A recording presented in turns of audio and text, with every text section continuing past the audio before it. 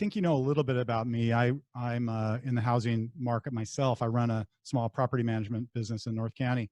And in December, I was watching the 60 Minutes episode. You've maybe heard about it.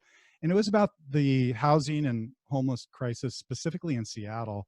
And I literally was just overwhelmed by that episode. And I started thinking about it. And it just seems like there's so many similarities to San Diego. And so, do you see a comparison to what's going on in Seattle and our housing crisis that we're having here in San Diego? Well, I think both situations are comparable in the sense that they both are unacceptable, right? That the level of on-street homelessness in both communities, there's a major frustration. Other cities too, right? I mean, I know you're probably up in the Northern California a lot. You got to see a lot of that up there as well.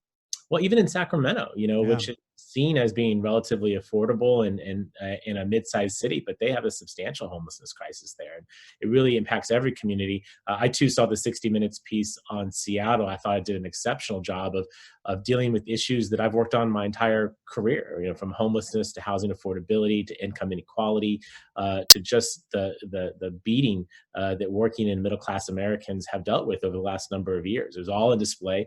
It happened to be in Seattle, but many of those stories are comparable here in San Diego. I remember in that Seattle piece, you had a young couple that was, I believe, living in their car or living in a tent. Plenty of that here. Lots of issues, addiction and mental illness. That is also true here. But I think broadly speaking, what you have is a situation where I think there was in that piece was a letter carrier, if I remember correctly. Yeah, In that U.S. postal worker. Sure. and who was homeless. And Hmm. when I saw that piece, I think back to the relationship that we had with our letter carrier when I was a boy. We had the same letter carrier for years and years. We knew him well. Same. Would sit out front, wait for him to walk up. Right? They did it by foot at the time. Yeah, exactly. And thinking about what that was 30 years ago to where it is now, where I'm certain that our letter carrier back then was able to probably own a home and provide for his Mhm. family very sufficiently. Clearly, the woman in the 60 Minutes piece in 2019 was not doing the same thing. And I think it speaks to a host of issues. It's a very complex, tangled up series of public policy issues, but it needs addressing.